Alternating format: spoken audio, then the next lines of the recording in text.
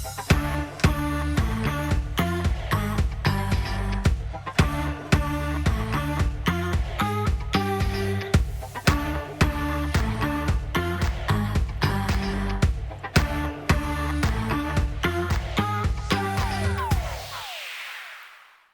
welcome to the Moms Being Moms podcast, where we swap our weekly mom moments, wins, and fails, then cover stories of moms being moms, the good, the bad, and the ugly. I'm Jessica.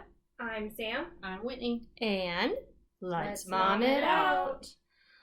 All right, so my mom, big old fail. Remember how I was doing one-on-one days with my kids? Yes. So my daughter and I, we were going to do a mud run.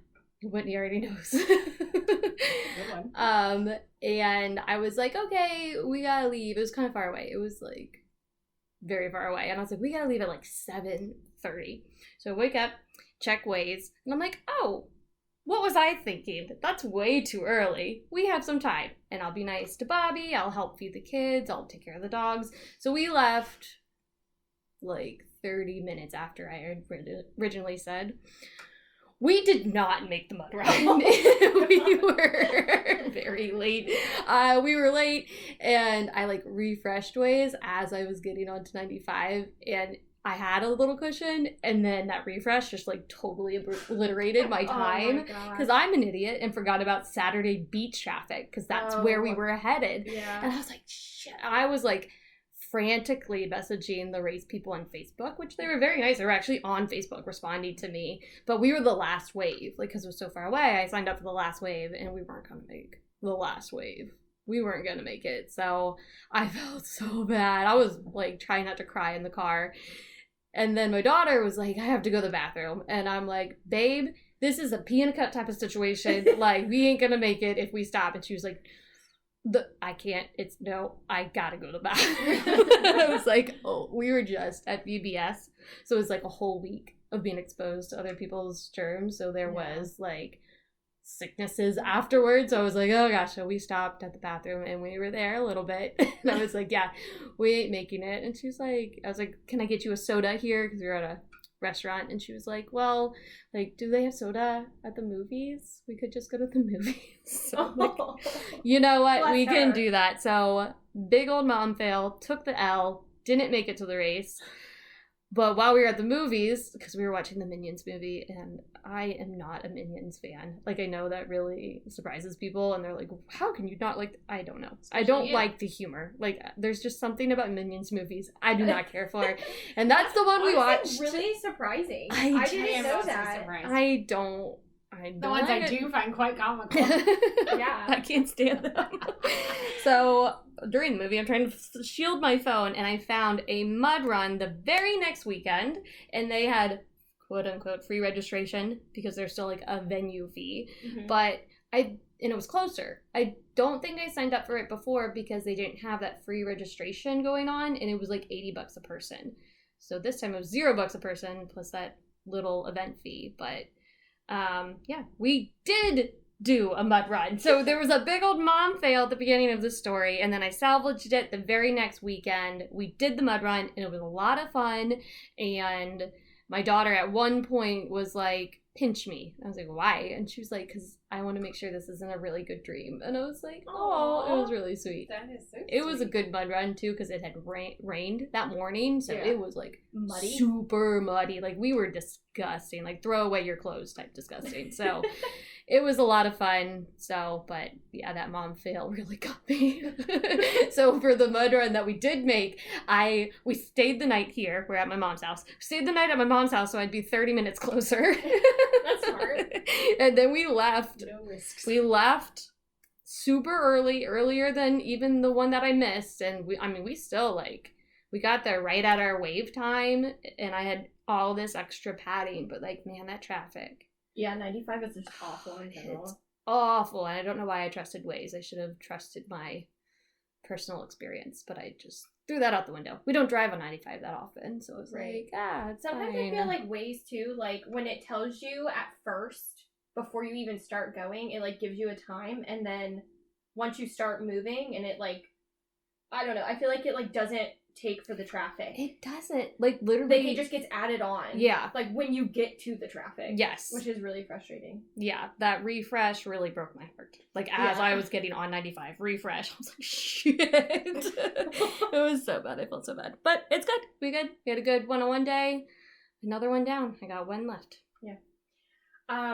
Mine is a fail because, or my oldest, is very much like, where are we going? And then when we're in the car, he is always asking questions, like wanting to learn stuff. So I love that about him. We need to reframe it as wanting to learn stuff. Yeah. Good for you. That's a win.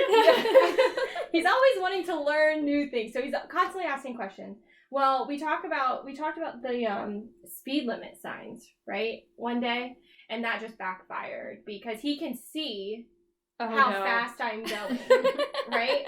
And now every single time we're in the car, he's like, Mom, it says 55. You're going 60. I was like, yes, you can have a little bit of cushion when you drive. So please stop commenting about that.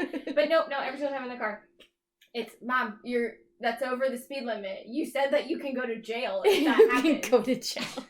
Go, Mom. And I was like, well, like, yeah, but like, that's, never mind. I was like, I'm gonna lose this no matter what. So now I have to try and distract him with other things instead of him paying attention to the speed limit signs. Or just like any signs. So, yeah, I won't do that again. Yeah. Educationally. Or I'll make it up and make it something different. Yeah. That's the lowest speed. Yeah, you it's the can go. suggested speed. Yeah, because he tattles on me too. I was about to say, he probably tells Wyatt, doesn't yeah, he does. He brings it up. Mommy was going this fast, and I'm like, shut up. I mean, Wyatt knows I have a heavier foot. But I'm better about it, especially when kids are in the car. Alright. But yeah, that's my fail. I'm just going to piggyback off this. It's not my win or fail, but the kids were pretending to drive this side-by-side the other day, and they had little pretend phones and just, like, driving and texting on our phone. You can't drive and text. And I wanted to take it back as soon as I said as soon as it left your mouth. I felt like she was going to, right in front of Will, who gets on me about that. Yeah. I was like, you do it all the time. But luckily, she said, I can see both. And I'm like, I can multitask. Okay. So yeah, the driving thing is bad, and the tattling to dads is bad as well. Oh my gosh, he's so bad about it. Oh no! And that's why I can't even be like, don't tell your father anymore, because immediately, as soon as they see him, Ma, our dad, Mom said this, and I'm like, oh my god, shut up. It's the last time you're getting ice cream. My real win is I would like just a happy, light little note, and I think I sent this to Sam on Snapchat because I was so happy, is I finally, all of my sports bras are decades, I would like to say old, all of the good ones, all the ones I liked, with sewn-in pads that actually fit well. I have 0 chest, right? So I got on this Deals for Mom Facebook group, $15 sewn-in sports bras. I got them in 4 colors, which was risky because I had never had one before, with cute little strappy backs. Oh. And I was like, I get to be a normal because I refuse to buy ones anymore without the sewn-in pads unless I plan to sew them in myself. So yes. I was thrilled, and they fit my non-existent chest, which is also a win. So I'm just happy about that. Yay. Yes. $15 sports bras. I love me a Nice. good sports bra. Mm-hmm. So now I'm set for the next 10 years. I saw somewhere the other day that I guess vintage is 20 years old, and I have my high school gym shirt, and I was like, I think my shirt is vintage. I have vintage high school gym. I gotta wear it around town. Oh my god, that's like creeping up because I'm like, oh yeah, mine would be in 3 years. Yeah. That would be considered I vintage. kind of wish I had my middle school PE uniform to show my kids. Wouldn't that be so cool? This is a Like weird. now in hindsight, This is a obviously, very weird flex, but I have my middle school cheerleading bag. My daughter uses it as her soccer bag. Oh my god. So it's vintage. I didn't think about that being vintage. The zipper still works too. You know It's a what? high quality That is I'm very gonna call bag. everything vintage now. Like, yeah, that's vintage. It's vintage, yeah. When she wants a new soccer bag, babe, that's vintage. Yeah. Okay, we're not getting rid of it. Also, I was a cheerleader. I was very competitive in middle school in those tryouts. The only competitive tryout I've ever done in my life. Oh, yeah. 20 years. Yeah. Oh. Just don't think about it too much. Just think about how cool it is to have vintage things. Yeah. Not unironically. I don't know if that's sad or not. I could probably sell it on Facebook. Anyways. All right. So for our story this week, I'm actually really excited about this one because I have other ones like lined up, and I saw this one like literally 3 days ago, and I was like, shut the front door. So when I researched it, I thought it was so cool, and it kind of goes along with my like mom one-on-one day with my daughter. So I was like, I'm doing this one. It's too much fun. But I'm also doing something a little different too, because before we get into this story, I'm going to tell you the story of 2 other women who aren't moms, but I want to like set the scene. All right. So Roberta Bobby Gibb and Catherine Switzer. You may not recognize their names, but you probably recognize their stories. In 1966, 23-year-old Bobby Gibb was rejected by the Boston Athletic Association after applying to run the Boston Marathon. The letter that she got rejecting her said women were not psychologically able to run a marathon. She said, screw that, and spent 4 days on a bus traveling from San Diego to Boston. She hid in the bushes near the starting line. She wore her brother's baggy shorts, a black one-piece swimsuit, and a heavy blue hooded sweatshirt to hide that she was a woman. And once the starting gun fired and roughly half the pack had cleared the line, she leapt into the crowd to blend in. The male runners around her kind of started immediately noticing that she was a woman, and instead of pushing her off the road or calling the police, the men completely supported her. She admitted she was afraid that if she took her hoodie off, that she'd get kicked out of the race, but the men around her were like, no, we will not let them throw you out. Halfway, she hits the all-women's Wesley College, and the students were already waiting for her as the news had spread that a woman was running the race, and they were just like losing their minds as she ran by. She crossed the line in 3 hours, 21 minutes, and 40 seconds, which is a hell of a time for a marathon. Yeah, for a marathon. Finishing ahead of more than 2/3 of the all-male pack. The governor of Massachusetts was there at the finish line and stepped forward and shook her hand. So that was very crazy, newsworthy. The following year, 1967, though, they still weren't letting women run the race, even though she just proved that they did. So Catherine Switzer registers using just her initials, and her registration slips past the all-male committee, and she gets an official race bib number, 261. Roughly 2 miles into the race, the press truck drives by with the race director on it, and he notices a woman running with an official number, and he's pissed. He jumps off the vehicle and chases her down. He grabs her by the shoulders, spins her around, and begins screaming, "Get the hell out of my race and give me those numbers." Catherine's running with her boyfriend, who's an all-American football player and hammer thrower named Tom Miller. So he delivers a massive shoulder block that sends him, the race director, flying into the roadside grass. And Catherine finishes the race with a time of 4 hours and 20 minutes. Also pretty impressive. In the photos of that, what am I trying to say?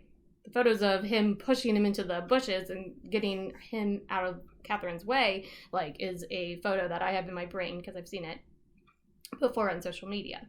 So another crazy symbol for the fight for women's equality in sports. So I tell those 2 stories because I've seen those 2 stories, but I've always like combined them in my mind. Like, there was a woman, she hid in the bushes, she was running, people confronted her. It's actually 2 separate stories. But also with those 2 stories, there's this conception that they were the first woman to run a marathon. And that is not true. So this brings me to the mom of our story, who is Arlene Pieper. So let's give this mom her moment. Arlene is the mother to 4, and she was born March 18th, 1930, in Studio City, California.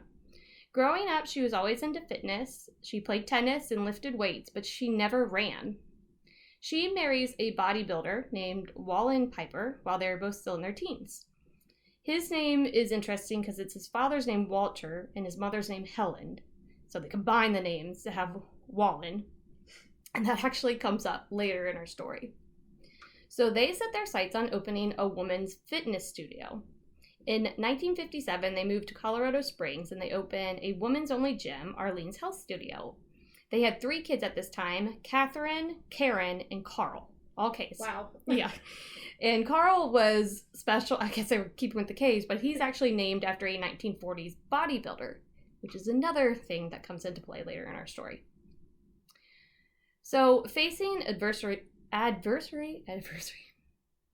That's not how you say that word.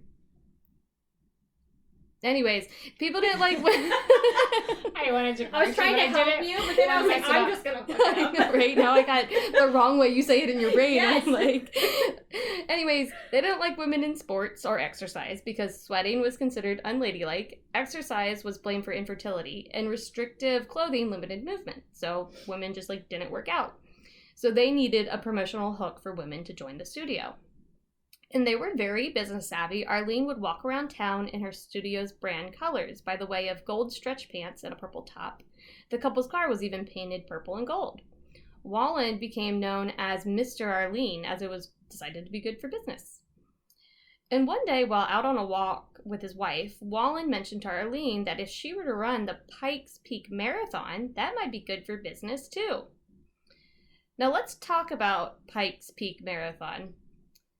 The runners are offered 2 races, the Ascent and the Marathon. The Ascent is basically a half marathon trail run with an elevation gain of more than 7,000 feet. Oh my God. Yeah. The Marathon includes the ascent up the mountain and then you run back down. It is considered one of the hardest marathons, not only in the US, but also in the world, even today. So for her not to be a runner, and her husband's like, Hey, you can do it. the marathon, even though no woman has ever done it. The race, back in the 50s, race organizers had actually expected women to run the ascent, just the ascent though. They didn't believe any woman would have the strength to run back down again, but it wasn't prohibited for them to register. So in 1958, Arlene does the ascent, but her goal for 1959 is the marathon. She buys herself a pair of tennis shoes at the dime store because they don't have like running stuff. They don't even really have sports bras. Like just these things were not things. And she trains at the local college track. The 3 children sat in the middle of the track with their toys and I ran a lot there, Arlene said. And once a week on Sundays, I went up to bar camp and back to get used to the altitude. Her youngest was about 2 or 3 at the time. So this is a mom with 3 kids running a business, training for a marathon. The hardest marathon. It got closer and closer, she said, and I was excited about doing it. On the day of the race, there were about 12 runners on the starting line. Arlene, another woman, Arlene's daughter, and 9 men, including her husband. Arlene was 29. Her daughter, Kathy, was just 9 years old. She was going to run the whole marathon? She wasn't. Okay. So Arlene donned her short shorts, a white blouse tied in a knot at her stomach, and her tennis shoes from the dime store. On the first half of the course, she didn't run much. It was more of like a brisk hike because it's like a trail run. But her altitude training began to pay off. The other competitors had traveled in from other states and hadn't trained on the mountain. So Arlene began to pass them. And every time she did, she would pass them, she would smile and wave and say, "Isn't it a beautiful day for a race?" and run past them. As she reached the top of the peak, Arlene waved around over her shoulder and went back down.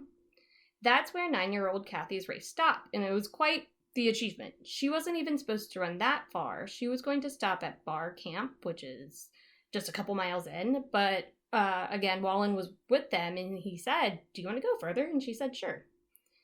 It sounds like, I feel like my daughter would do the same thing. Yeah, I'll keep going. Arlene does credit Wallen for continuously pushing them so they'd keep going. So he was very supportive in all of this. So at the top, Kathy and Wallen get in the car and make their way back down the mountain, and Arlene keeps going herself. At the finish line, I felt pretty good, she said. I'm sure I was a little tired, but I wasn't completely exhausted. I lost all my bruised toenails, and a few days later, every single toenail fell off. Oh my gosh. She finished the marathon in a time of 9 hours and 16 minutes. Considering the fact that there were no aid stations, she ran with no water.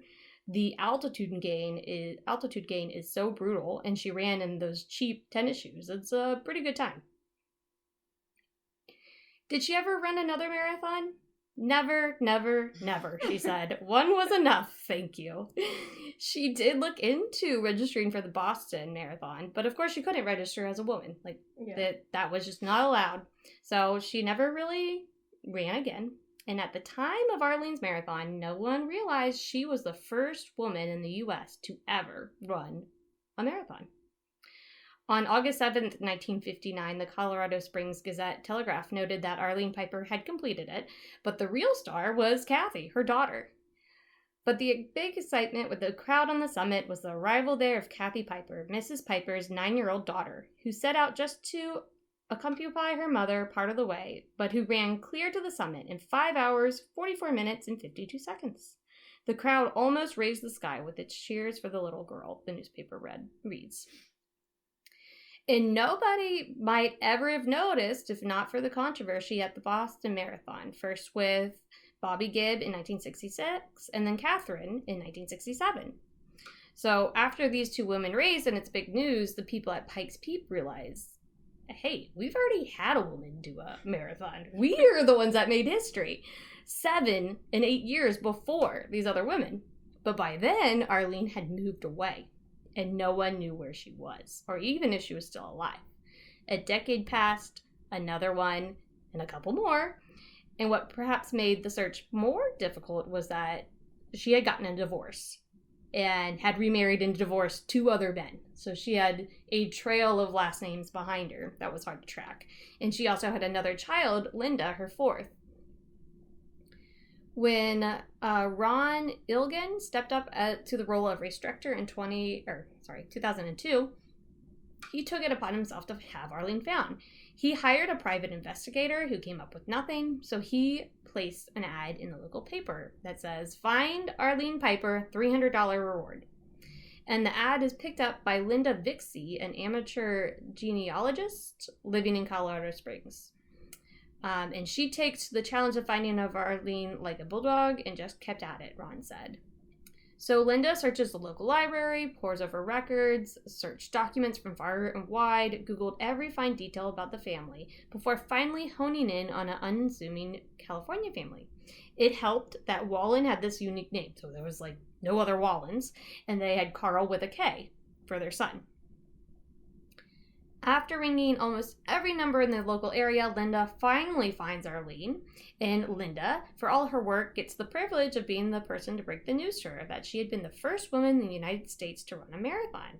Arlene had no idea. "It just blew me away," Arlene said. "I said, I'm the first? I just sit there in shock. I was like, really? I couldn't believe it."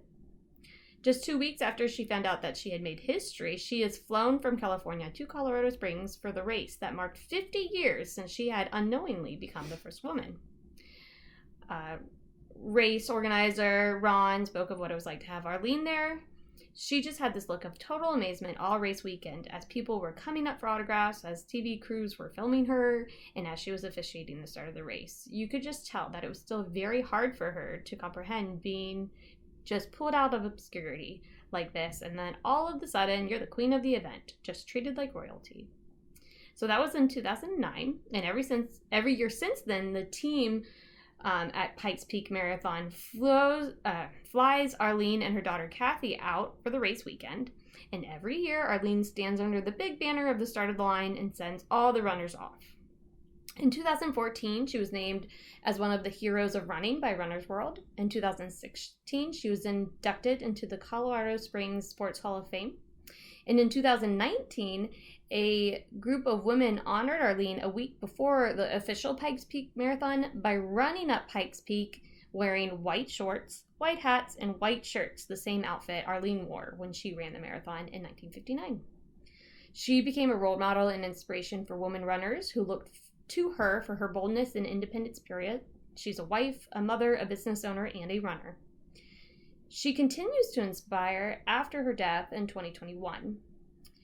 Catherine, her daughter who ran the Ascent, is planning to train for the Ascent again, along with one of her children, Kyle. Arlene is also survived by her other children, Kara, Linda, and Carl. And she has 4 grandchildren and 4 great-grandchildren. Mom wanted to sprinkle some of her ashes on Pike's Peak, Catherine said.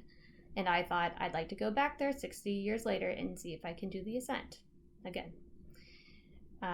One final quote from Arlene herself, and it was kind of her slogan of sorts, something she would say a lot in interviews when talking to people. You can be a wonderful mother and a wonderful wife to your husband, but if there's anything you want to do for yourself, just get out and go for it. That was Arlene Pieper. What a mom. That's crazy. I didn't even think about them not even having like the proper stuff to wear. Yeah. Like while running a marathon. Yeah. Can you imagine all your toenails falling off? No, it's disgusting. I can't imagine wanting to run so badly. Up a mountain. Yeah. And back down. Yeah. For any of these stories, and like for the ones that women weren't able to just want to run it so badly and prove all the men wrong, to sneak in. Yeah. Yeah, I know. That was scary. Bush. But yeah, that's crazy. I just thought it was super sweet that she like ran with her daughter too. Yep. And it's just so funny that everyone's like, look at this little girl running. It's so great. Arlene's like, I mean, I did marathon in school. Just making history. Oh, that's crazy. I think it's like really cool that she was like just so oblivious to it. Like, oh, yeah, I mean, I just did it. She just went out and did it. Like, it wasn't like a big thing. She wasn't trying to be the first. She just was. She was like, like, yeah, you can do it. Yeah. She would be really like, no, did. sit back down. Yeah. And it's something a little bit less. Yeah. Yeah, let's do a walk. Yeah. Fun run. Yeah, and the fact that her youngest was like 2 or 3. Yeah, and Like, she's I a think big business owner. Yeah. Like, to find the time nowadays is impossible. Like, Yeah. oh man, she was just doing it all. She's doing it. So, anywho, that's our story. That's Arlene Pieper. Go her. And I guess this is your sign that if you want to run a half marathon anytime soon, go do it. No excuses. I don't want to. That's not an excuse. That's your excuse. That's fair. That's fair. All right, so thank you everyone for listening. Make sure to follow us, like us, subscribe, all the things. Our email is momsbeingmomspodcast@gmail.com. Be sure to email story suggestions, and if you have any mom wins or fails that you would like to share with the team, we can get an episode together, a little compilation. Follow us on Instagram. We post pictures of our stories every week, and lots of other funny things we sometimes post. And that is it. Mom's out.